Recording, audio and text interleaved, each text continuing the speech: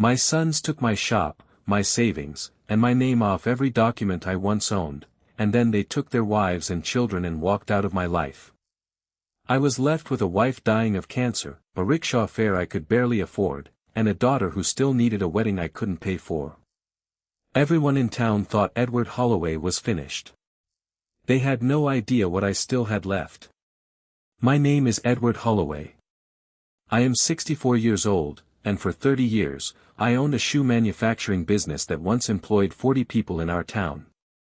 I built it from a single rented stall, cutting leather with my own hands until my fingers bled, and I built it believing that if I gave my children everything I never had, they would grow into people who remembered where they came from. I was wrong about that. Not about all of them. But about enough of them that it broke something in me I am still learning to live with. I want to tell you what happened, not to ask for pity, but because I think somewhere out there is another father sitting exactly where I once sat, believing his story is over. It isn't. Not while you're still standing. 5 years ago, my life was full. My wife Margaret and I had raised 5 children, 3 sons and 2 daughters, and for a while, it seemed like life had simply decided to be generous with our family and leave it at that. Then, 3 years after my eldest daughter Claire's wedding, her husband's blood pressure spiked without warning, his kidneys failed within weeks, and within 2 months, he was gone. Claire came home to us with her baby daughter, Lily, barely 2 years old, and I remember holding that little girl in my arms and thinking, I will carry this family through anything, as long as I have breath in me. A few months later, my own mother, who had lived with us for 11 years, suffered a heart attack in her sleep and did not wake up. I stood in that house and felt, for the first time in my life, like the ground itself had tilted beneath me. But I did not stop moving. I could not afford to. I had 2 more sons to marry off, a business to run, a widowed daughter and her child to provide for, and a youngest daughter, Sophie, still finishing school with a wedding of her own somewhere in her future. So I kept working. I arranged my sons' weddings, Nathan and Gregory, both within a year of each other, and I told myself that once the house was full of grandchildren, the grief would finally have somewhere gentler to sit. If you've ever kept moving forward through grief because your family needed you to, this story is for you. Stay with me. It was not long after Gregory's wedding that I noticed a sore on the inside of my cheek that would not heal. I ignored it for weeks, the way men my age often ignore the small warnings our bodies give us, until Margaret finally insisted I see a doctor. The diagnosis was mouth cancer. I remember sitting in that small clinic office, hearing the word malignant, and thinking not of my own mortality, but of the business, of my daughters, of everything that still needed a father standing upright to hold it together. Maybe I should have told my sons the full truth about our finances back then, I think now, looking back. Maybe if I had let them into the numbers instead of protecting them from it, things would have gone differently. But at the time, I did what fathers like me are taught to do, I carried the weight quietly and let my children keep their peace. The treatment took 3 years. Chemotherapy, 2 surgeries, radiation that changed the shape of my jaw and left a scar along my cheek I still catch strangers glancing at. Every rupee the shop earned went toward keeping me alive, and slowly, the business that had taken 30 years to build began shrinking to survive alongside me. By the time I was declared cancer-free, there was very little of Holloway footwear left, 1 small shop, instead of the factory floor I once walked with pride. I want to be honest here, because dignity means nothing if it isn't built on truth. I made a decision in that hospital bed that I now understand was a mistake. Frightened that I might not survive, and wanting to see my son settled before I possibly ran out of time, I transferred the last remaining shop into Nathan and Gregory's names. I told myself it was foresight. I told myself it was love. What I did not understand yet was that I had just handed away the last thing that gave me any standing in my own house. A quick like on this video helps more people come across Edward's story. Thank you for being here with me. I survived the cancer.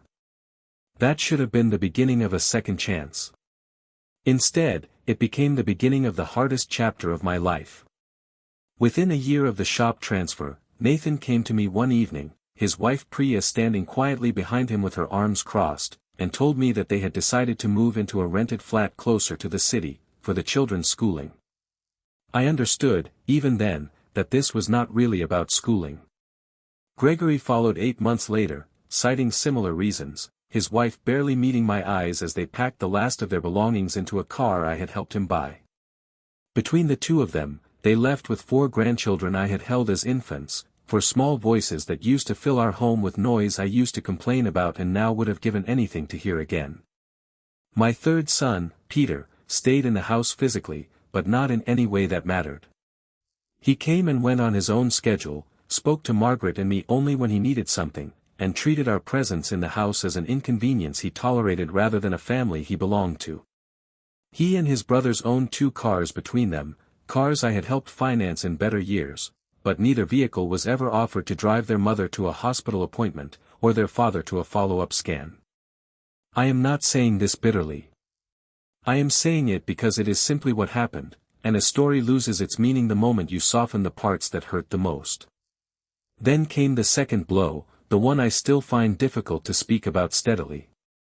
Margaret, my wife of 36 years, the woman who had nursed me through cancer without a single complaint, began losing weight rapidly, and the fatigue that followed sent us back to the same small clinic where my own diagnosis had once been delivered.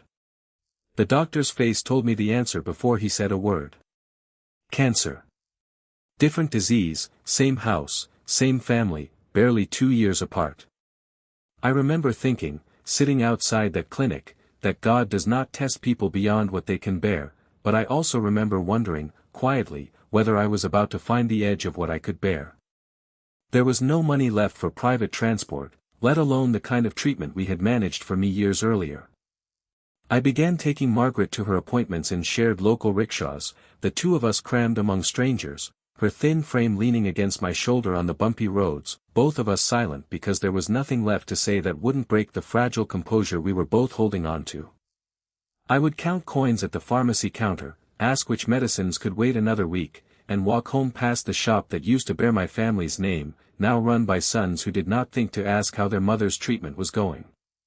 If a father's quiet strength has ever carried your own family through something hard, comment below. I'd love to know where you're watching this from and what time it is for you.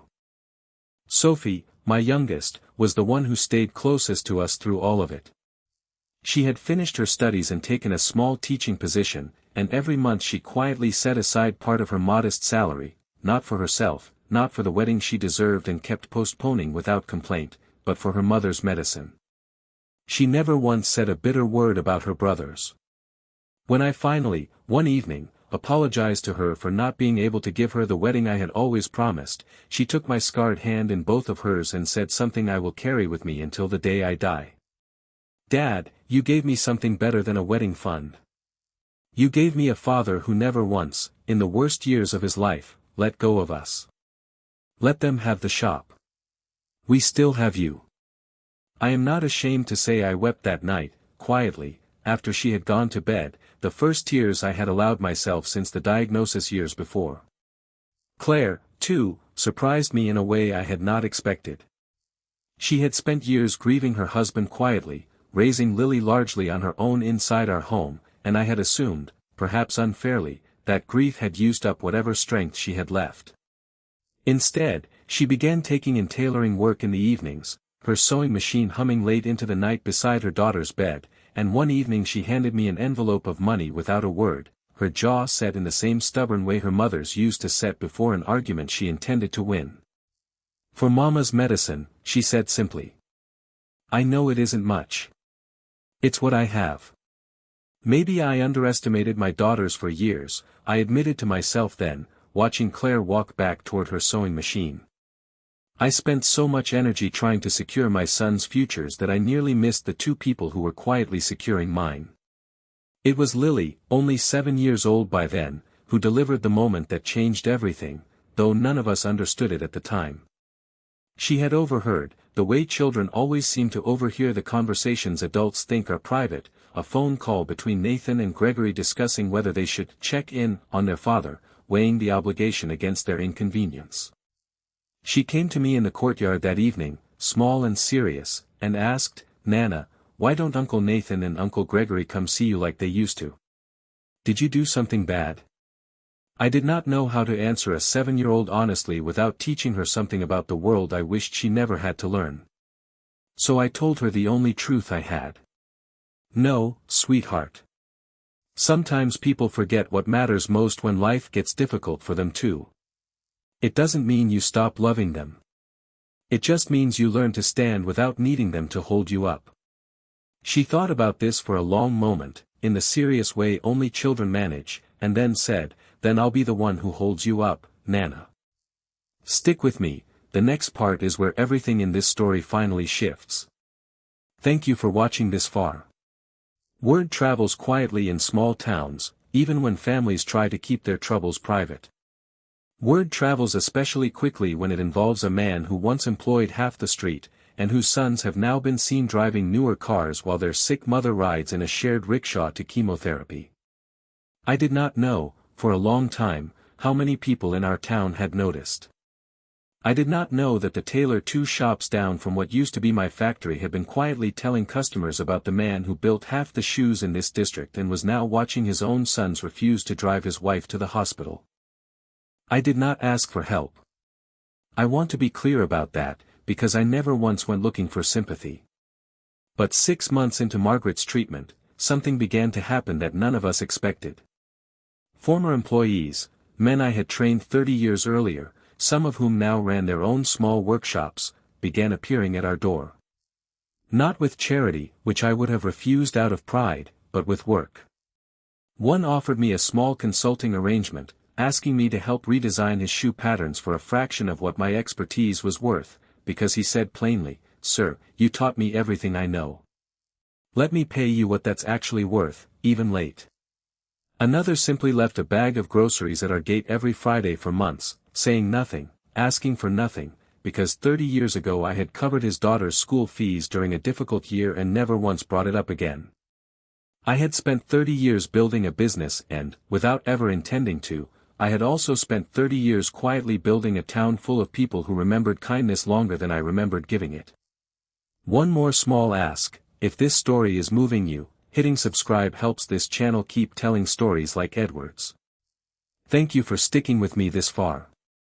It was Gregory, in the end, who broke first. He arrived one evening, alone, without Priya, sitting stiffly in the same courtyard chair he used to sit in as a boy doing his homework. He did not apologize immediately. He sat in silence for a long while, watching his mother move slowly across the courtyard, thinner than he remembered her, and I watched something crack open in his face that I recognized, because I had seen it in my own reflection during the worst weeks of my own illness. "Dad," he finally said, "I told myself we moved out for the children. For their schooling." That was true, partly. But if I'm honest, I think I also left because it was easier not to watch you and Mama get sick. I didn't know how to be the son of parents who needed help instead of parents who always had the answers. His voice cracked. I'm not proud of that. He's not entirely wrong to admit that fear was part of it, I thought, watching my son struggle with an honesty I had not expected from him. Fear makes cowards of people who are not naturally cowardly. It does not excuse what he did. But it explained it. An explanation, I have learned, is sometimes the first small bridge back toward repair. I did not forgive him in that moment with easy words. I am not interested in pretending this story ends the way the easy versions do, with tearful reunions solving everything overnight. I told Gregory the truth.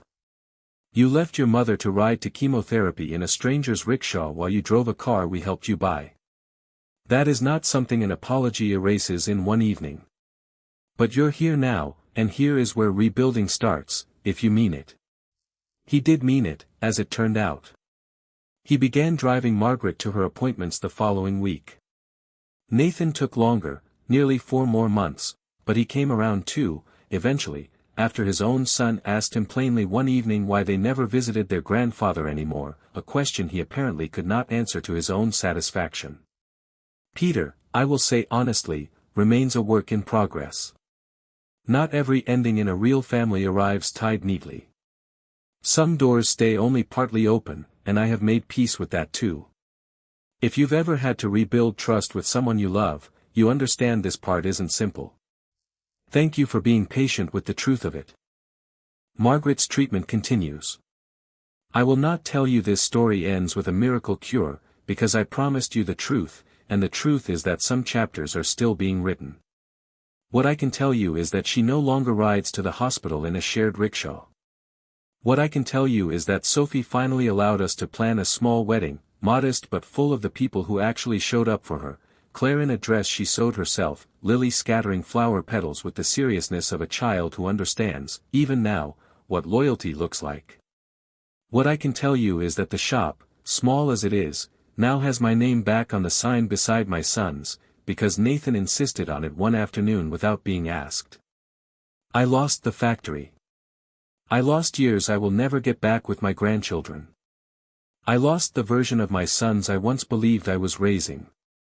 But I did not lose myself, and I have come, slowly, to understand that this was the only thing that was ever truly mine to lose or to keep.